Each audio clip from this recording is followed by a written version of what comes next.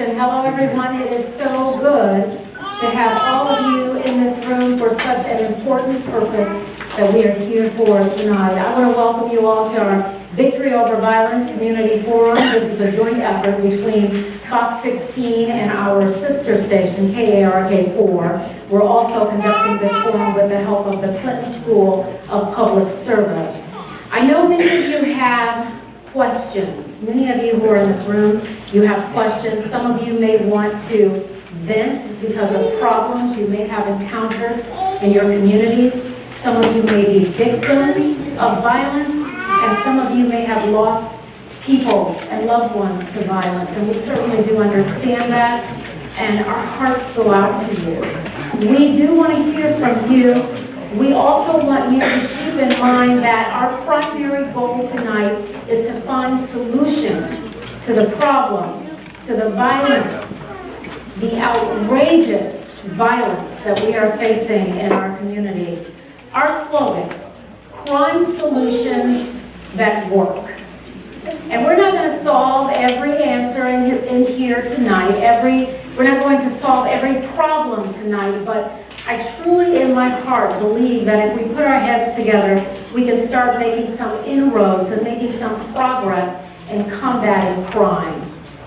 If you just happen to be, and I see some cameras already, camera phones that is, if you are on social media, you need to let people know that you are here tonight. Use the hashtag ARDeclareVictory. Hashtag ARDeclareVictory. And just so you know, we're also live streaming this event on the Clinton School of Public Service website. Their website is clintonschool.uasys.edu. clintonschool.uasys.edu. It is my pleasure to move forward and introduce to you our panel tonight. First, we have Robert Holt, who is a community organizer.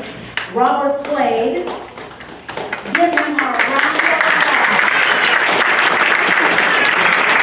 Robert played a key role in the development of our Victory Over Violence and organizes our mentoring program.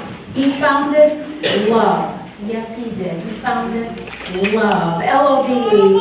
It means Let Our Violence End. And that was in the mid-1990s after the surge of gang violence that we were experiencing. Robert works directly with at-risk youth, and he trains others to identify and intervene in the lives of those in need. Give it up for Robert Holt. Marcel Jackson, former gang member and community organizer. In the mid-1990s, LaFell was a leader of one of Little Rock's most powerful gangs. After spending years in prison, he returned to the streets with a new mission, and that was to make a positive impact. He now does that through his community activist work, youth advocate, motivational speaker, and director of ROCAN, or is it ROCAN? It's ROCAN, Reaching Our Children and Neighborhoods. Give it up for LaFell Jackson. Billy Davis is here with the OK program and Little Rock Police.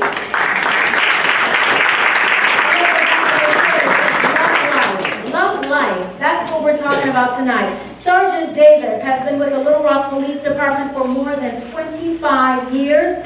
Sergeant Davis works with the Little Rock chapter of the National Our Kids. That's the OK program, which recruits at-risk African-American boys in the 6th grade and follows them through high school, providing mentorship and support. Give it up, everybody, for Sergeant Davis. And our fourth panelist, Little Rock Mayor Mark Stodola.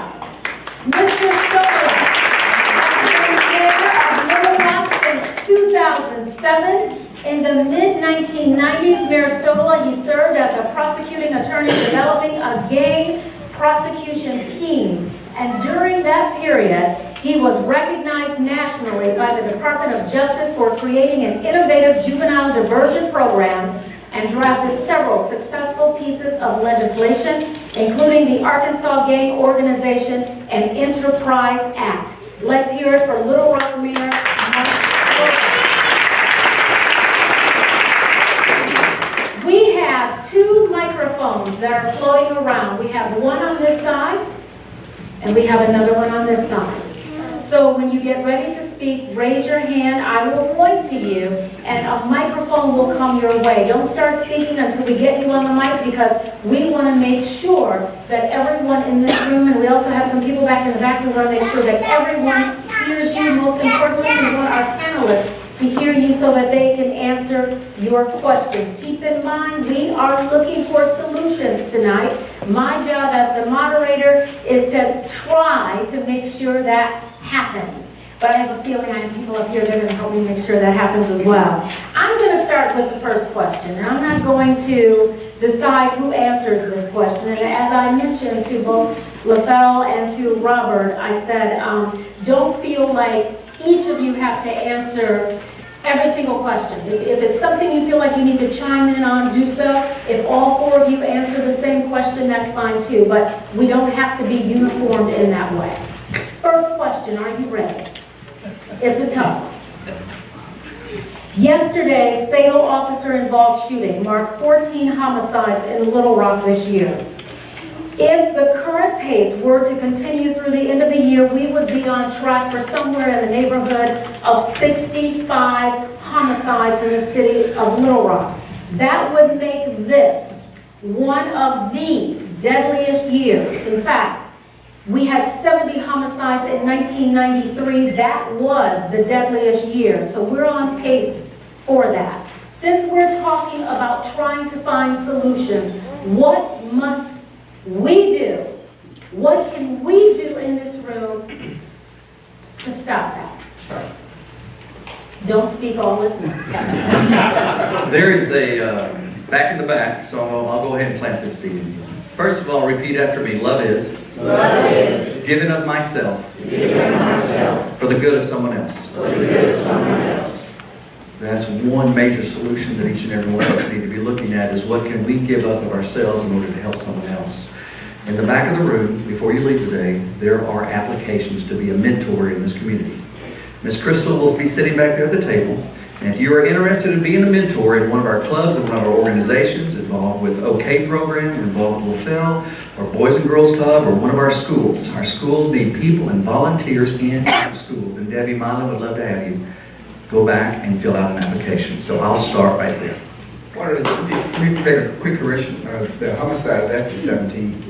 I'm sorry? It's actually 17. I did say 17, didn't I? Except for- This mark, no, well then I apologize. I have 17 right here. 17, thank you for correcting me. Yes. Secondly, to start the solution, for me personally, I think it starts from the place we call our agency of socialization. That's our home. A lot of things, our attitudes to our kids, what they learn, their behaviors, their norms, their values, it starts there. That is the biggest influence of any child, is what goes on inside their home.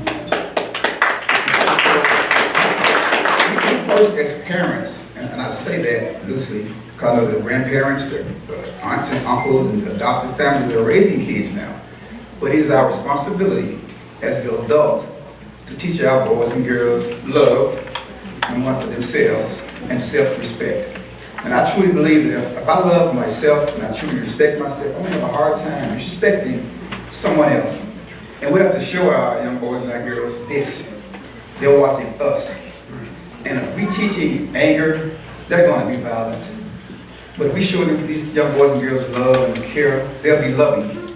So we have to instill that at an early age. Early age. I'm not talking about 13 and 14. I'm talking about elementary school age. We have to start there. We have to be committed ourselves. Each one of us in this room, every one of us has a piece of a solution to this problem. You are the answer.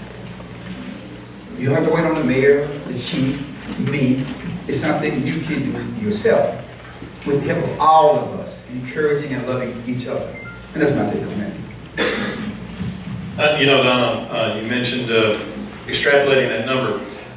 In 1993, when we were about 175,000 people in terms of population, we reported to the FBI over 27,000 crimes that were reported in Pulaski County. 20, actually, that was in Little Rock. Of those, there were 76 homicides. In fact, I think maybe I might have been prosecutor when you got in trouble. Yeah. I think I might have prosecuted you. I'm pretty sure I did. But the point is that we found solutions, and the solutions, as Robert and as Willie said, don't rest with trying to be able to try and put a police officer in every corner. Clearly, the police cannot anticipate. They try to figure out where the hot spots are in our city, but they try to anticipate that issue. But they don't know when somebody's going to use violence as a way to solve a problem, whether it be disrespect, whether it be an argument, whether it be somebody that cheated somebody out of some drug deal. I'll tell you that the issues resolve themselves with the family. And I have made this point many times over, is that I bet you in this room there are people here who know of a young kid, a nephew, a brother, some sort of relative that's packing a weapon somewhere and doing it sometime. And it's up to us to try and talk to them and try and get them to put those guns down, number one.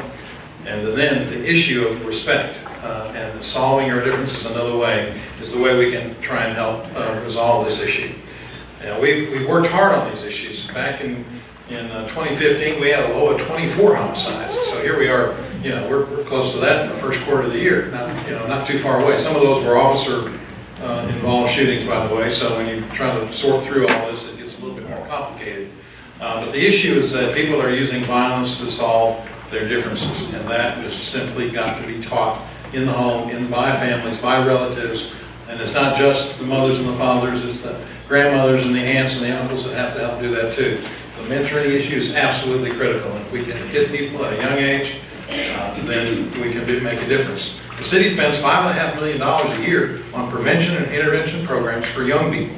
That is a huge amount of money. And so we want to make sure it's working effectively. And that's where you come in as a community. We've got to have your help.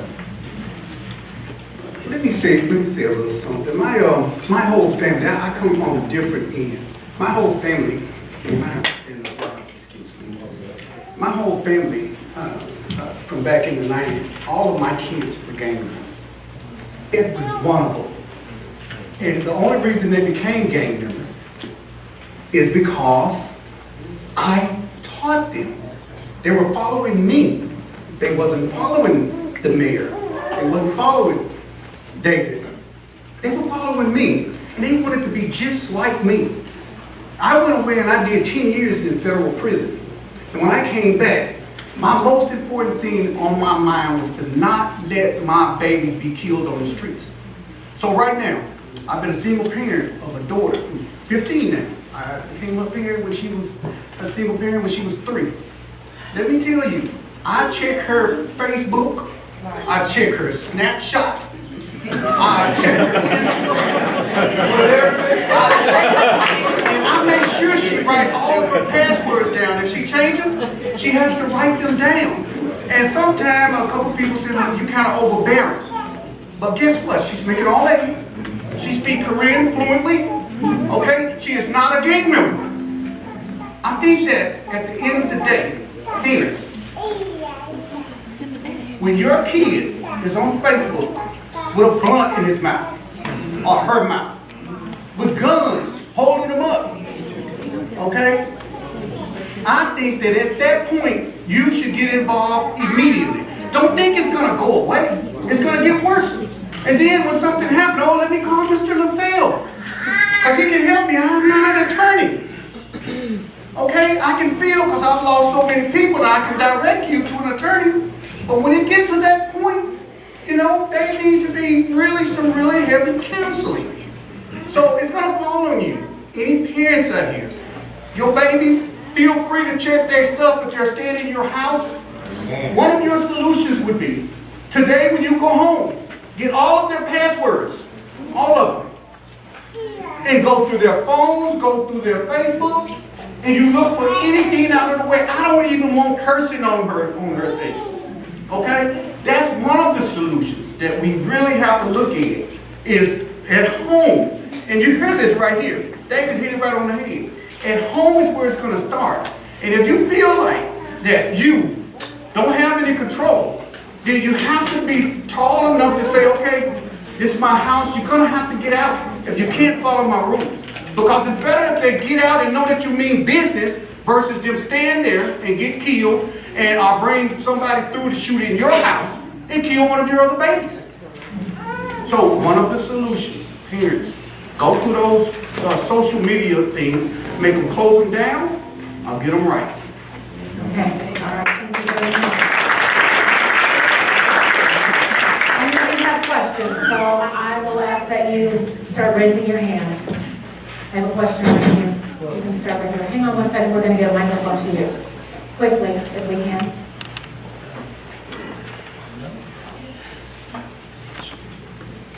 Thank you. I really don't have a question. You said we're here for solutions. So Yeah. So you're here for a solution? Yes. If I may Okay. make that at this time. We would love that, sir. Okay. First of all, it's good to see Brother Jackson. I have not seen him in a long time. I work with a program at Tuckermax Prison called Unity. One of the inmates, Alvin Williams, is part of the people who created this program. The program been in existence for 12 years. I've been a part of it for 10 years. And anytime you got between a 90 and 95% success rate, that's pretty good. Now I heard them say, and Brother Jackson, one gang member, listen, we talking about a new day and time now. Because all the guys we have in our class are former gang members, or present, well, they're not former gang members, the active gang members, even in prison. And one of the classes we teach down there in his Unity course is error in thinking. Now, he mentioned love and respect. They got a totally new definition for love and respect. Because they don't love you, they love themselves, they respect themselves, but they don't respect you. It's all about them, error in thinking. So we teach on error in thinking, a bunch of other things, parenting, and how to treat your wife, your children, the whole 9 yards. But I have some brochures on the Unity program. Okay. You can implement that in any one of the homes, give one to the superintendent, those talents up there, because you can implement this in your program. It's an excellent program. And when I say, not only do we have gang members in these classes, because we got all kinds, from blood crips on down, but we also have people who were Aryan Nation, skinheads, KKK, okay? And we've changed their lives around. Okay, so I'm saying it's a successful program, and if you can implement that in the program that you have going, or you can go down there and visit with Alvin Williams at Tuckermax, Okay.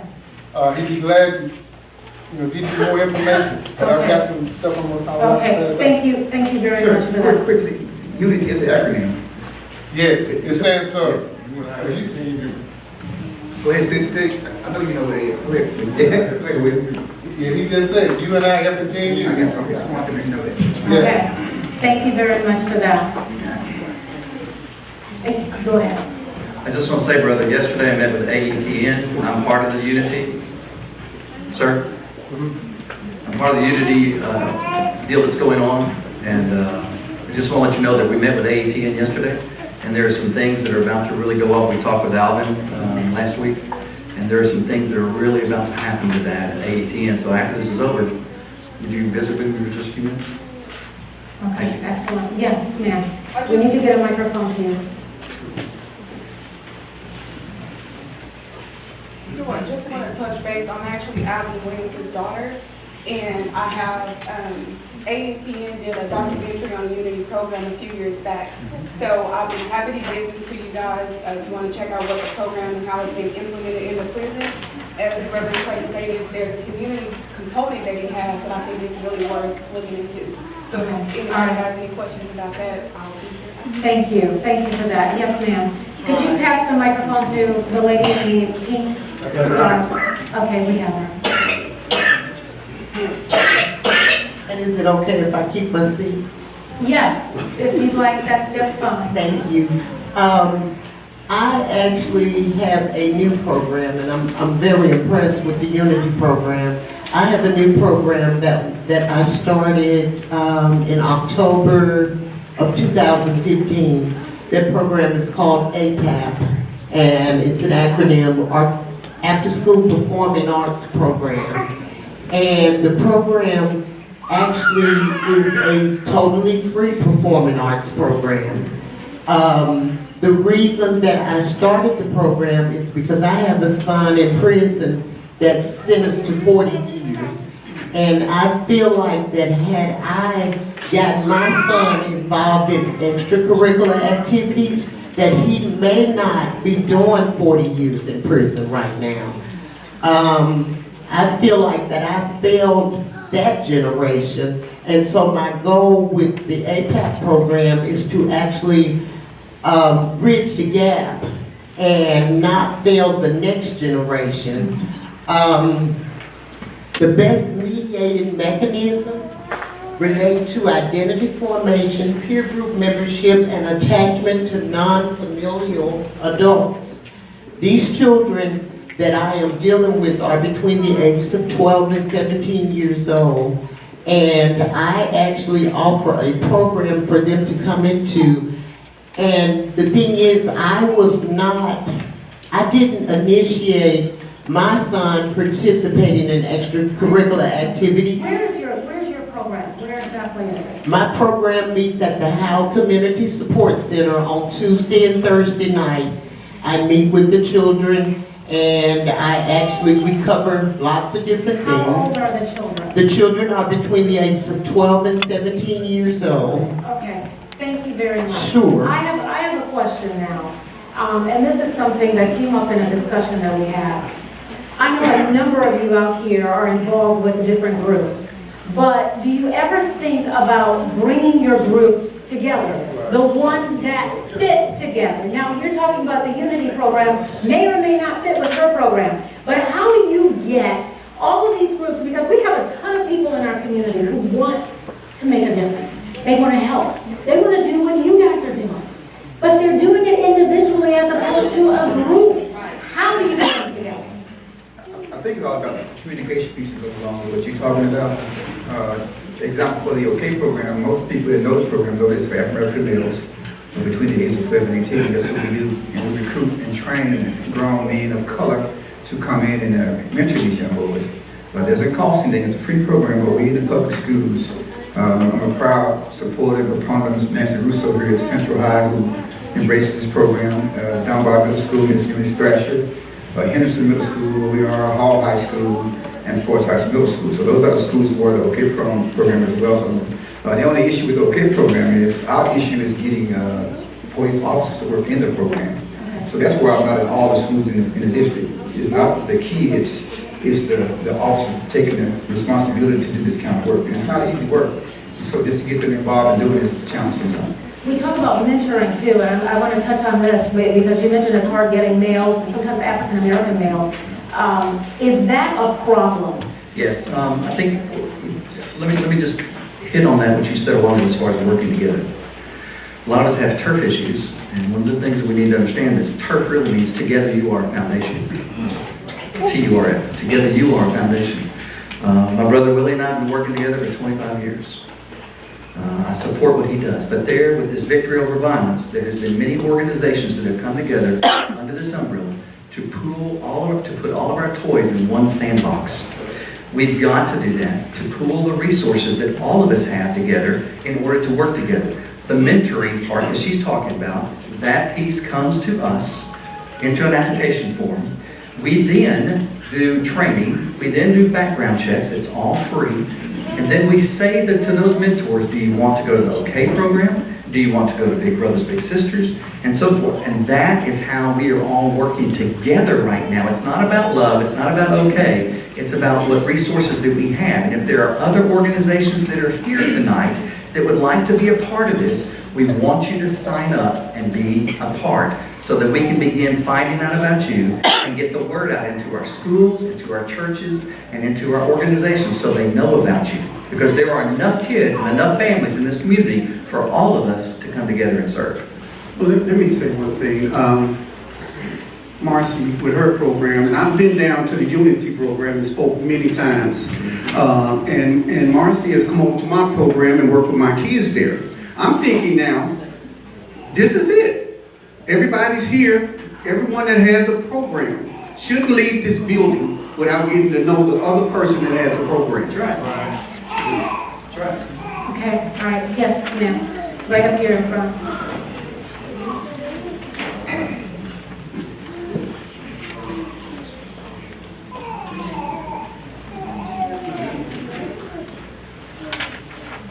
I agree with it sounds like some good programs are going on, but I also believe long-term, the parenting part of it is going to be urgent.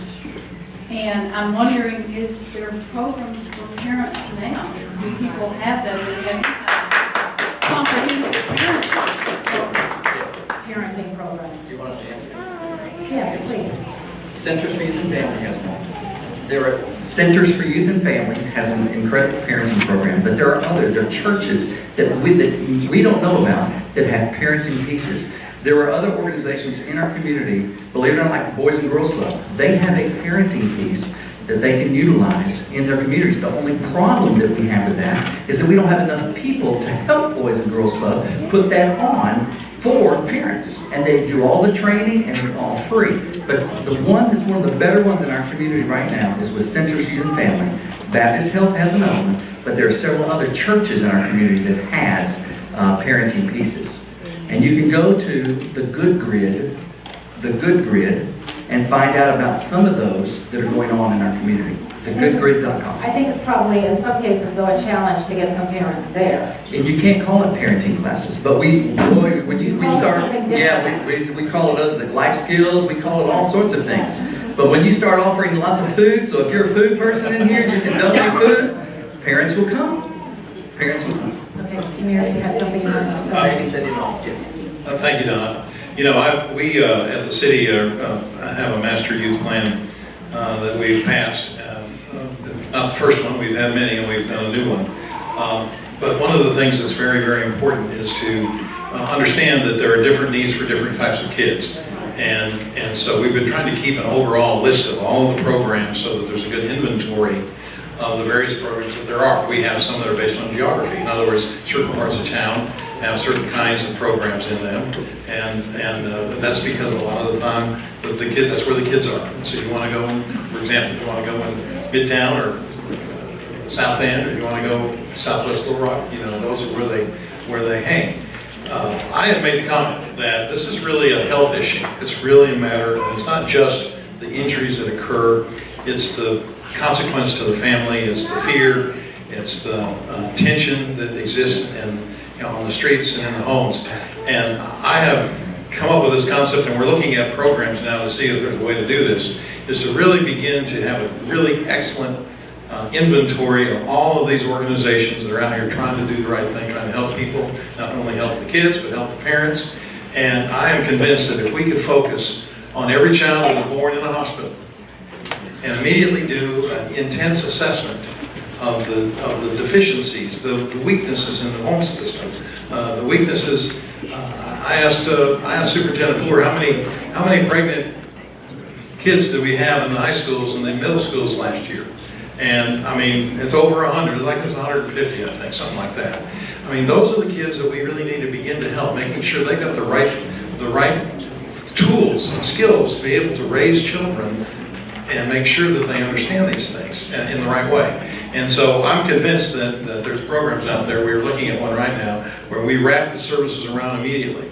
There are some families not going to need it, obviously, not going to need as much. There are others going to need all sorts of work, not just for the child, but for the mother, hopefully the father, hopefully the parents and the whole family life. And you know, getting skilled people to do those inventories and then tracking them. And I'm convinced if we could really track them and help pick them up when they fall, I think we could really see a change. We have a recidivism rate of 50% for the last 40 years, and it hasn't changed. So we've got to try and figure out a way to interdict this issue early on. So I'm submitting to you all, it's fundamentally a real health issue. Okay. We have a question in the back. First of all, I want to introduce myself. My name is Willie Graves. I just finished doing 33 and a half years. Can you hold the microphone closer to your phone? I just finished doing 33 and a half years in prison. I've been home 2 years and 5 months. And when I come out of prison with an agenda to help, not the words y'all use, y'all say stop the violence. I come out with the goal to help stem the violence, because we ain't gonna never stop the violence nowhere in the United States. So I start to help stem the violence. Now, you stole my thunder a while ago, Mr. Real. That was my idea to tell everybody that we need to come together. The groups need to come together. I've been home for 29 months. The only program up there that y'all spoke of that I've heard about was okay. And the reason I heard Willie is because we go to the Thursday morning breakfast together. Another thing is, we got to start, y'all don't realize, but there's ex-convicts coming to the streets with that power to reach out to those youngsters that they feel and respect and will listen to them. Right. They're not going to listen to the people that's coming that's in these big offices and these bank buildings and insurance buildings. They're going to listen to us. I've been home 29 months and I've been trying to get people to utilize me. I am a weapon to be used. And I'm not dangerous, but youngsters love and respect me. They show that in prison. Until y'all come off y'all high horses and start using some other good people, you won't be having that power.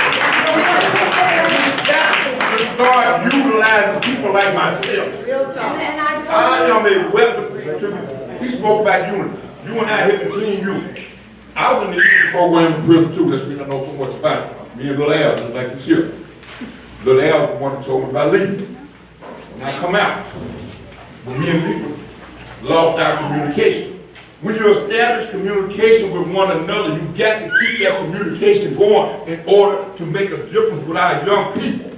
If you establish communication with me, and then 2 months later, I don't hear nothing from you, then youngsters start to be lost too. Can I say something? Yes, You and I had a conversation right before this started, and I told you I wanted you to meet my news director, Austin Kellerman. He is in this room now. So before you leave tonight, he's going to have a conversation with you. And we would like for you to be part of our program. And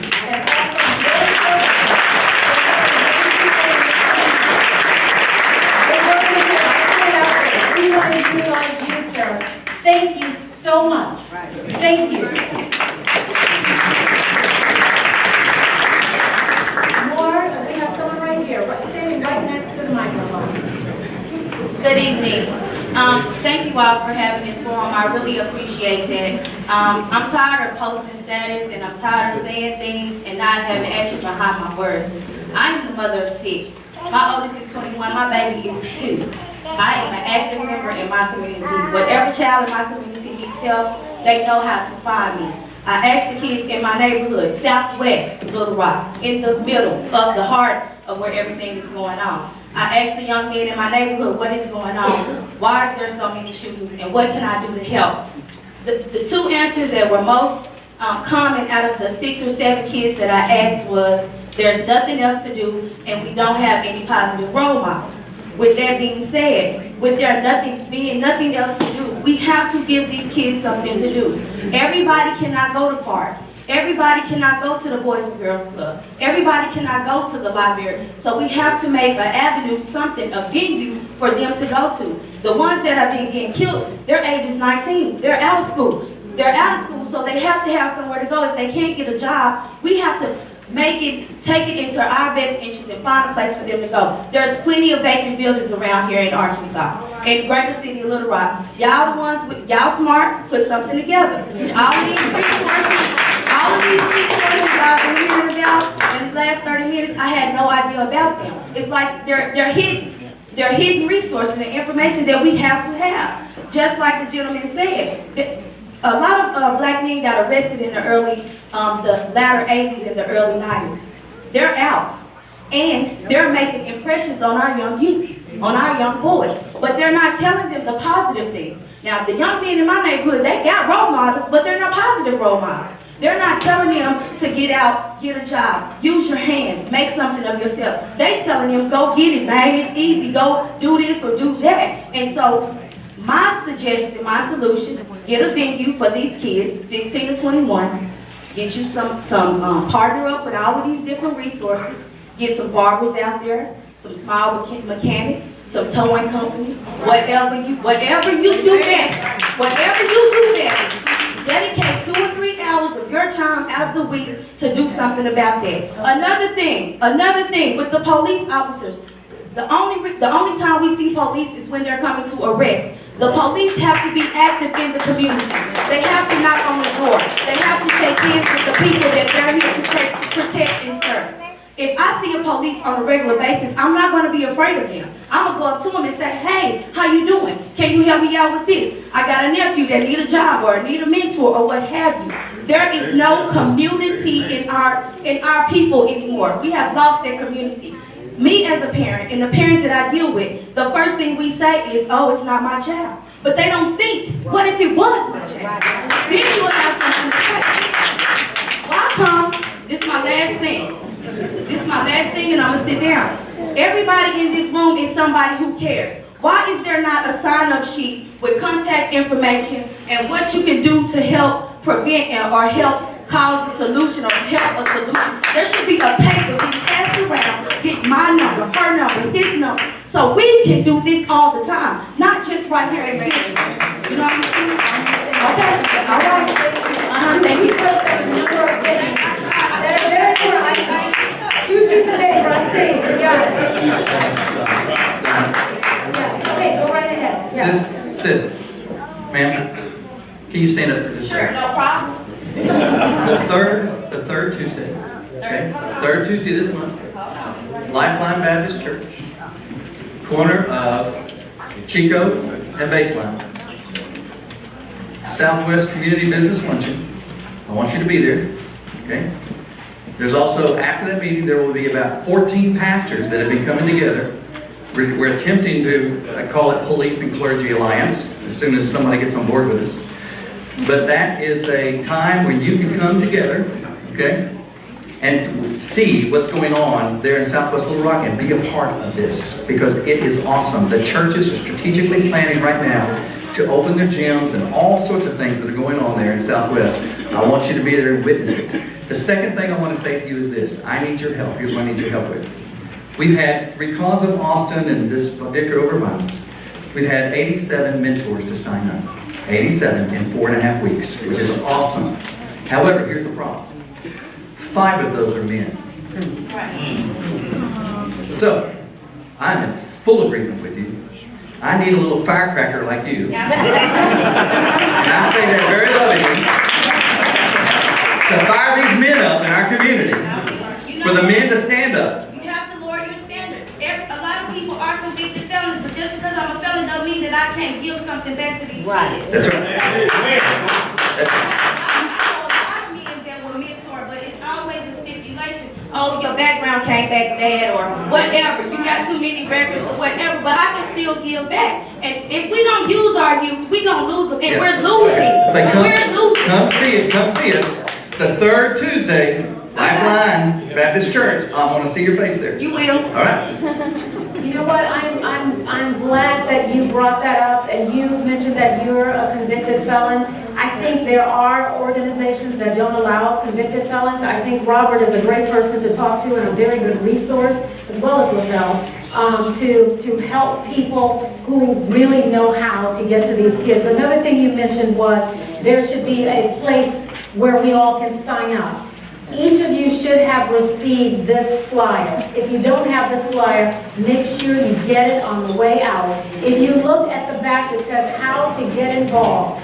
We have email addresses where it says where recognize someone making a difference, or if you want to reach out to us because you want your voice heard or you have ideas, we have 2 email addresses, bob@kark.com,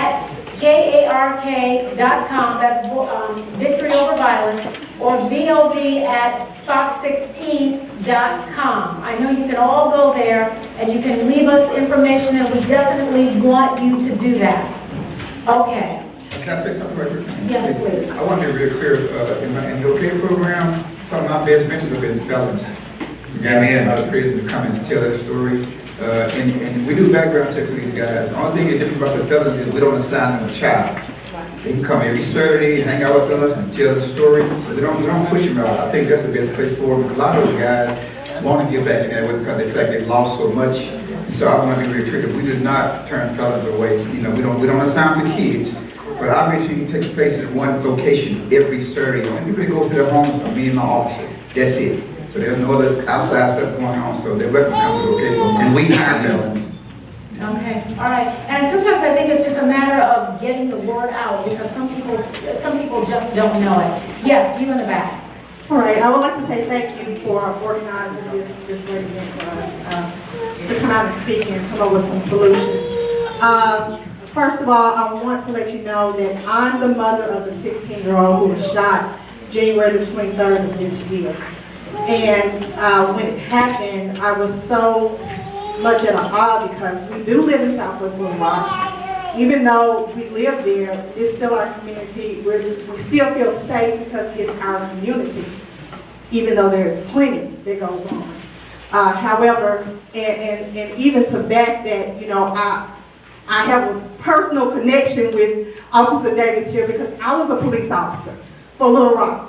And I was Pulaski County for 12 years and ADC for 5 years. So, I can relate to what you all on the panel are trying to achieve here.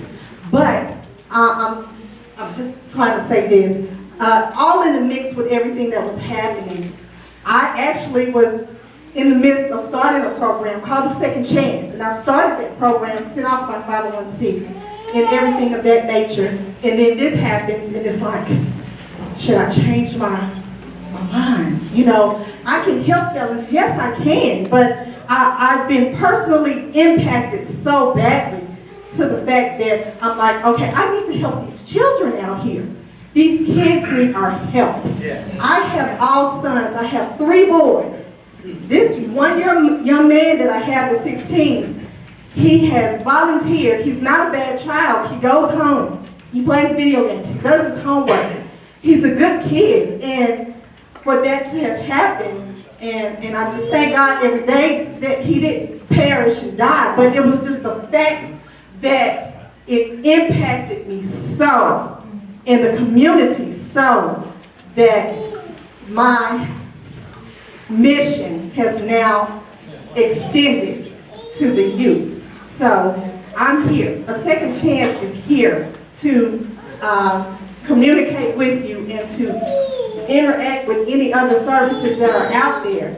And she's right. Us getting together in a centralized location. It doesn't have to be one location every time. It can be different locations for everyone to kind of interact. Because for one, I do know being a single parent, especially when you're working 12 and 16 hours a day, you don't have time to go tell your kids, hey, go down the street and go get a hot dog and interact with these people. Because guess what? You're in the neighborhood to where your child could get shot. Your child could get kidnapped. Anything can happen, and it's like, no, not today, baby. Not today. Mama has to go to work. I have to get rest. And so now is the time for us, not just to say, hey, come on out. Knock on doors. Absolutely. Get with these parents to say, hey, you can trust us. Right. You know, let them know who you are, because, believe it or not, something has to happen, because our youth is coming up. You know, these, 19-year-old young men who has been shot within the last month or so.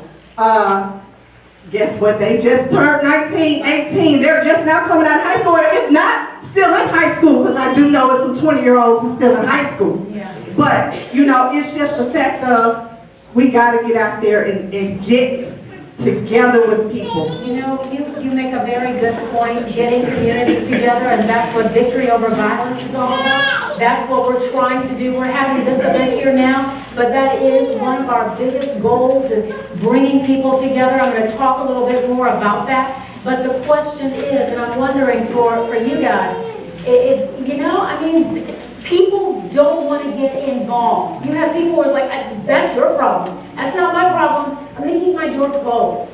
Let me say this now. You know, a while back, I had this young kid that came to my program, and I can tell you, just about a month ago, I lost my grandson to violence also. He was 19, honey. So I'm feeling you 100, okay? But I had this young man, and that used to come to my center, a young kid, and he disappeared. And he went in a neighborhood where, of course, I come from a blue community, supposedly. He went into a red, he stayed in a neighborhood where we were all red. And, you know, when I found that he didn't come to the center a couple of days, you know, I called his mom, and she said, well, Mr. LaFleur, you know, I think he's up there, you know, with them guys. I got in my car, and I went up there. And as I was walking through, I heard him way back in the back saying, oh Lord, here comes Mr. LaFleur.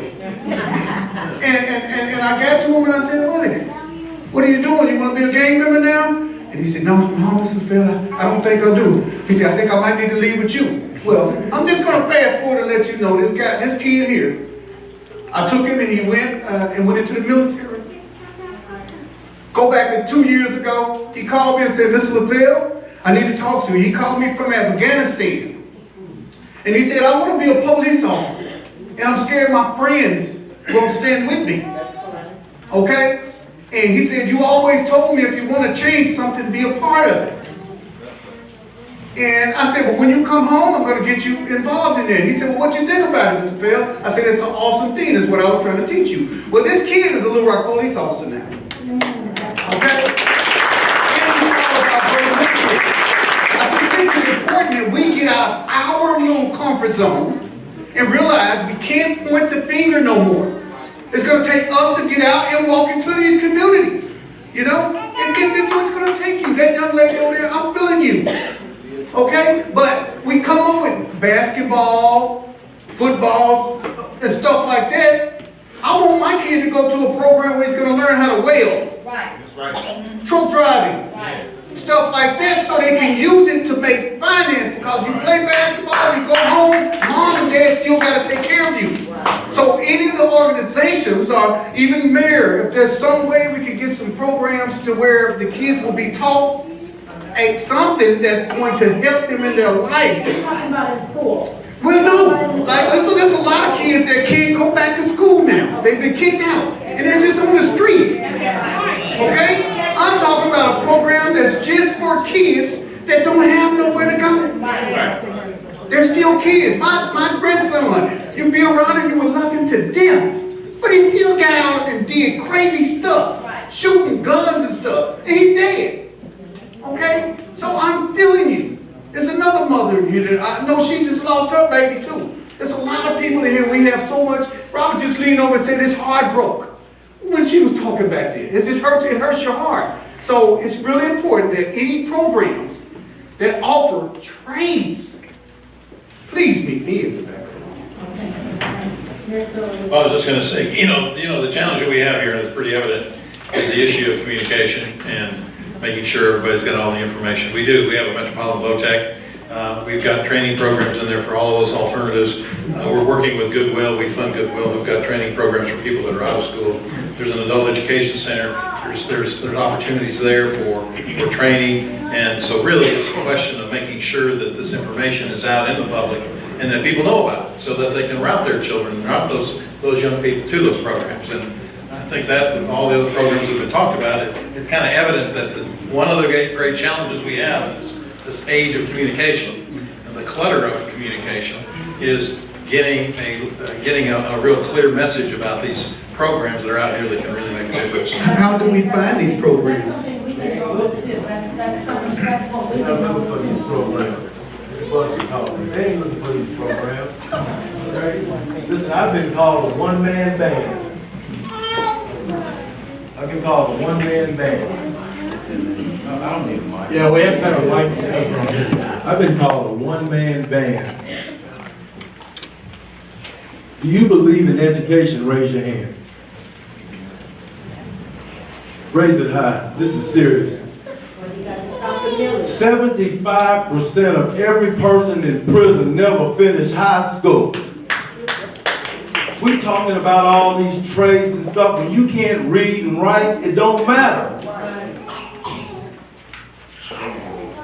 33,000 people died with violence to a handgun. This is a joke. Ain't no program saved it yet. I got an initiative called Had to Graduate. We're inspiring kids to finish high school. We got them fired up about getting through high school. High school. If you're not committed to education, you're not talking about nothing in this room. Period. I got a son that's 21 years old. I pulled him out of Chicago. 288 kids a day drop out of school. That's 8 years ago that happened. Now look what they got. On a weekend, 80 shootings, 18 killings. Young people, our young people are being just played. We got principals blocking the door, don't want to let you get in there to the kids. Okay? I've got our young people fired up about education. I stand up and I show them had to, and they say, had to do my homework. Had to get up. Had to study. Had to focus.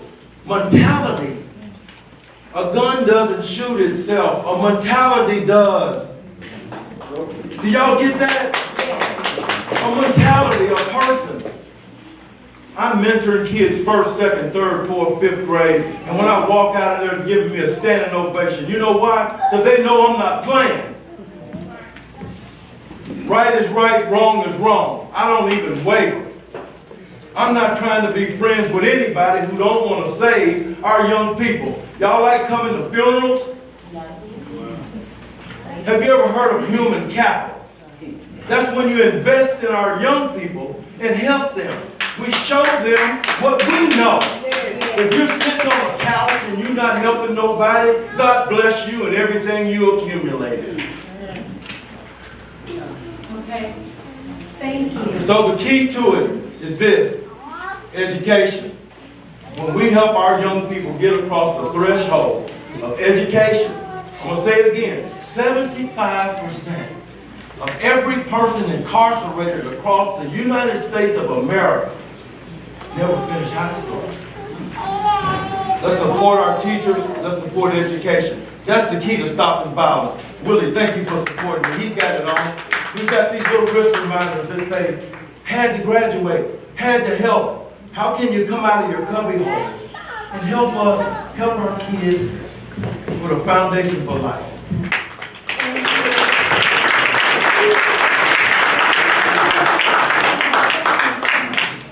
And We want to speak with you more on that. I feel your passion, every bit of it. Thank you. once again, I agree that education play a part, but I also agree that that's part of the wheel. It's not the whole wheel. I think that it's going to take all of us to make the difference. We'll all form the wheel, and that education part is part of the wheel. And you know what everyone do. You guys being here tonight is part of the wheel.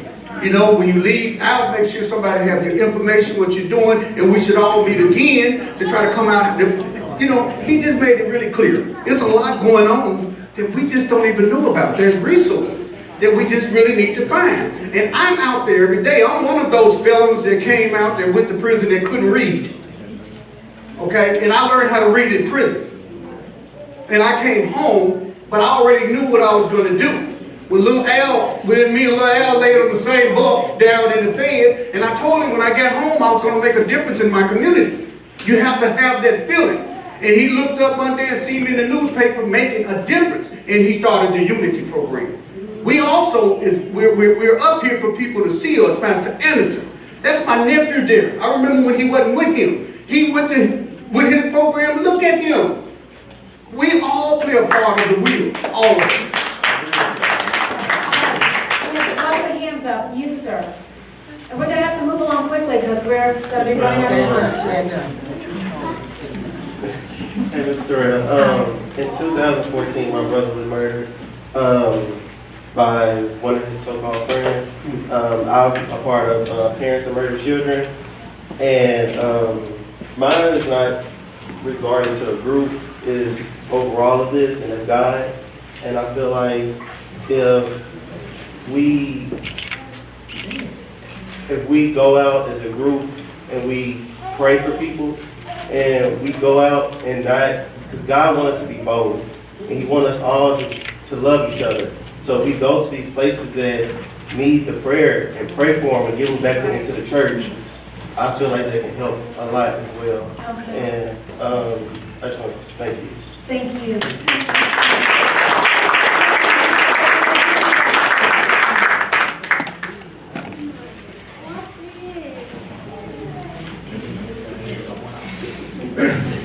I think one of the things that can take place here is, just like Fox 16 is here, and I believe this is what drove a lot of the traffic here, I think the media, all the news media could come together too and continue this type of dialogue.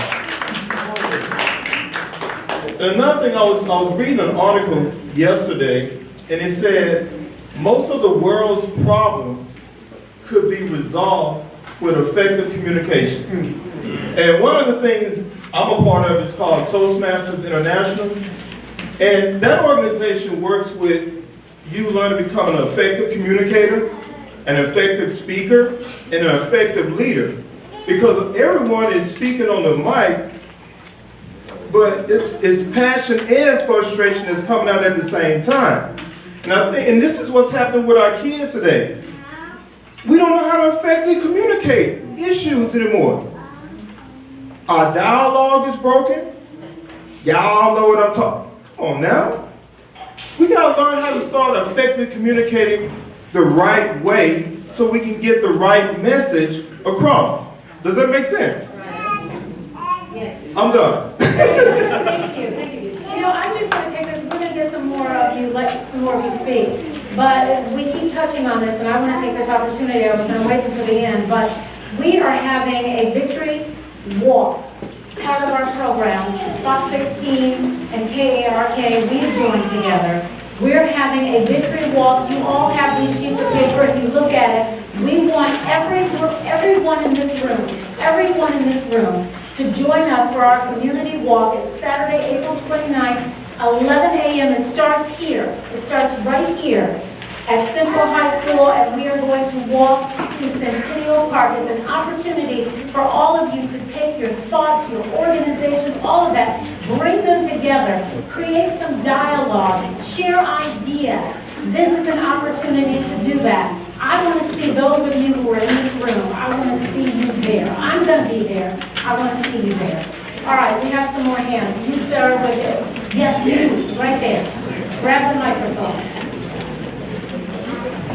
This is going to be a question to Mayor Stoller, but before I ask the question, after 31 years with the Little Rock Fire Department, I retired in 2011.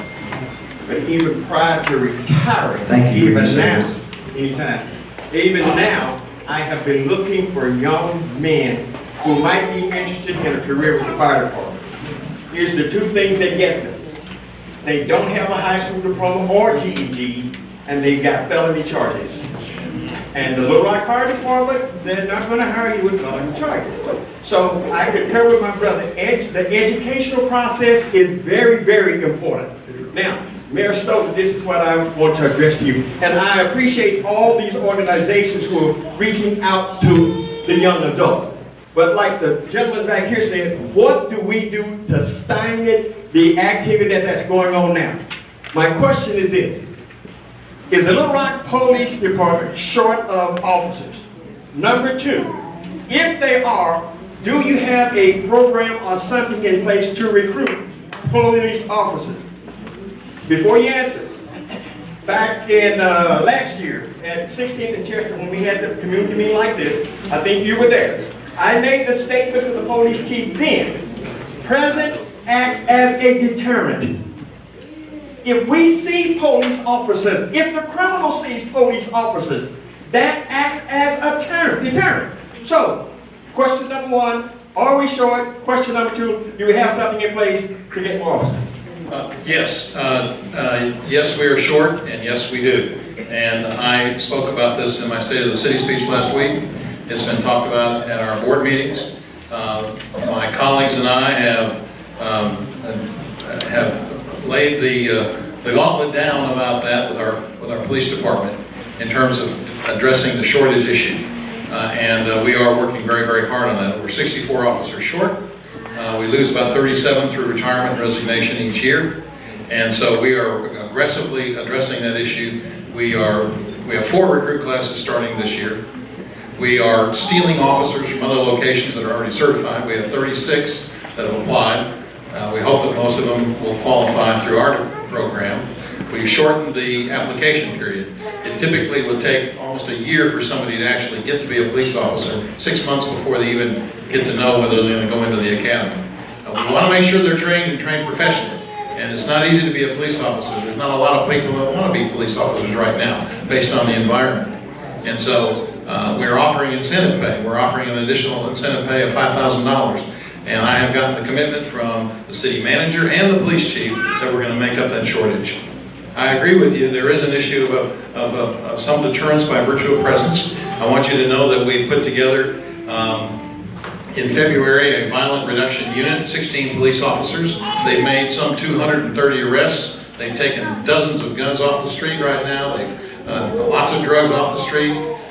And we're also following shots fired. Once we have shots fired, we encourage people in these neighborhoods to call in, because we'll then send a team of officers to those areas to try and, again, try and in some way let that presence be there to try and suppress the issue of violence. Okay. All right, we can only take one more question because then it takes us out of the room. No, actually, Central High School has been great to us and appreciate them. You have the microphone in your hand. Go yes, ahead. how y'all doing? First of all, once again, I want to go on top of what everybody said and say thank y'all, because guess what? This is a small village in a big city. And the fact that each and every one of y'all are here shows that y'all have been affected. First of all, this is something that everybody keeps skipping over. And I'm going to touch on this because I know for a fact that some of the last murders that happened because they bled out. Well, guess what? They don't know first aid. That's a big problem. They don't know first aid. How can you prevent crime and keep deaths from happening if you're not teaching basic essentials? Guess what? They don't know first aid of the mind either, because if you don't know first aid of the body, you can't keep the mind healthy. We also don't have healthy things in the community. What are we eating? What are we putting into our minds? Spiritually and physically, what are we looking at? Y'all talking about social media? Well, guess what? What you seeing on social media is coming out here. It's being regurgitated. You feeding your minds all this violence. Everybody want to ride around with guns. Everybody want a sibling. You know what I'm saying? Smoke loud. Guess what? The results of that, everybody gonna get shot. And it's not gonna stop. Like you said, these murders are not gonna stop here. This is the other problem that y'all gotta realize.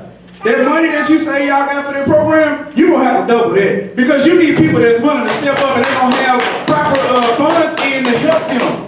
It's fear out here. The police are scared. I'm gonna tell you how I know. I can look and see in their eyes. They scared because when they arrive, they don't know if they gotta grab their gun or they gotta call the ambulance. Y'all gotta give them the proper training. They need emotional distress training because them scenes are chaotic. What are you looking at in these communities? Fear, unstructured communities. We're looking at the village that's not being taken care of. We're also looking at people that are reaching out and saying, in this room, as well as myself, put us to work, because we are the soldiers that got to get out there on the battlefield, and some of y'all scared to get out there. Guess what? I'm not. I go to the funerals and talk to the kids. I've already did it. I go to the schools and talk to the kids. Get them all in the room. I don't care if they blood, script, folks, or vice, or guess what? I'll talk to them, because if it don't look like me, I'm not going to respond to it. That's how they was brought up. So you got to get the same color in their face. This crime don't just stop over here in the west side, and the south side, east end, and southwest. It's in West Little Rock, and guess what? Everybody here know. Once it cross that borderline, then they get scared. Start getting scared like them. Put your foot down. Put me to work and everybody else in here to work.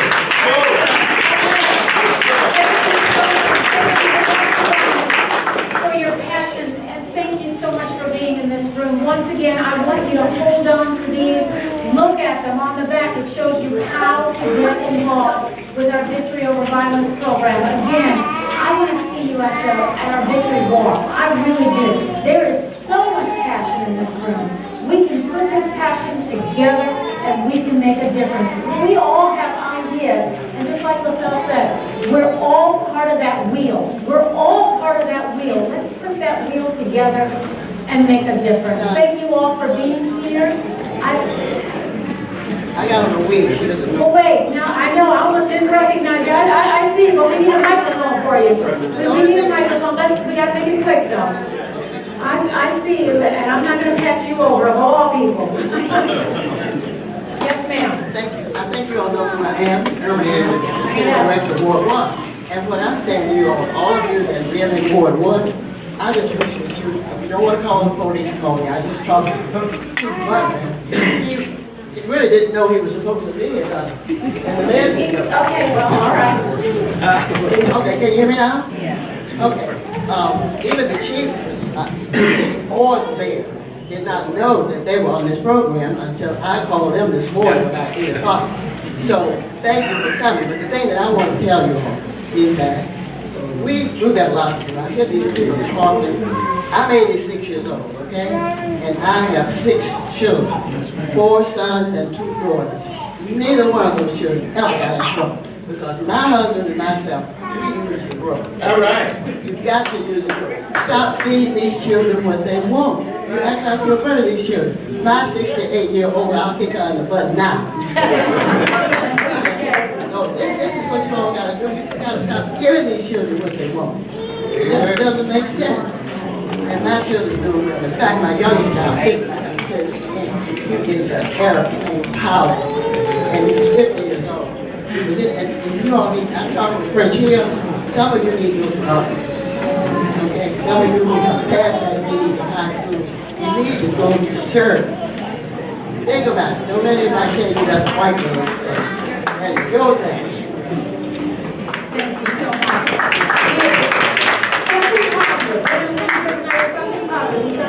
Ladies and gentlemen, thank you very much. You're going to take a few minutes of your seconds of your time. Students, stand up, please. Turn it up. Come on. ATCO, sit down. I'll be a good person when I do my mind. I didn't bring you some words. I brought you to put. I brought you to prove.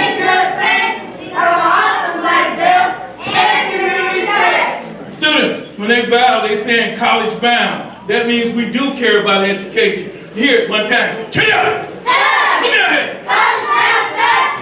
ABC. Students, say your ABCs. Sir, A-B-C-D-E.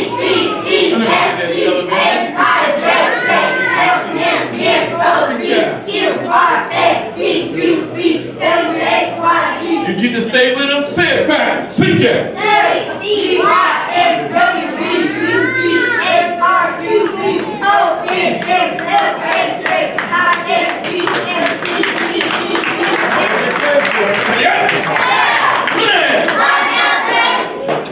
Do you love the Lord? Yes, sir. What about biblical scripture? CJ. We don't get God back in our children. We don't really bring anything.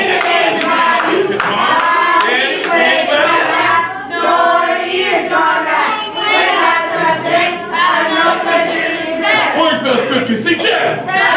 Ephesians 6:1-2. Isaiah. Obey your parents, the Lord, for His right. Honor thy father, thy mother, first man, first servant. This is Isaiah. It's supposed to be in bed. Check it out. Face that way, sir. Come in. ATCO, sir. CJ. Sir, I will be a good person. Not to my mind. I'm in my heart. Strength in my body. All our children. Will we have a problem today? Outstanding, sir. Check it out. Come in. Thank you, sir. Give me a high five. Bring that over here. Here's something really basic, real basic. You've been doing for 25 years. If you steal, you become A. If you cheat, you become A. If you tell lies, you become A.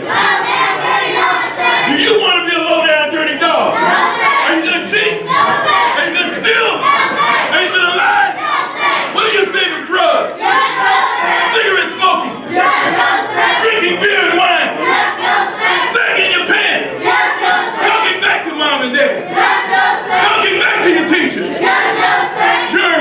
the cake. I'm a dangerous man if I had some money to run my program. We got a program to go to church on Sunday, practice free on Monday, and I don't get a dime.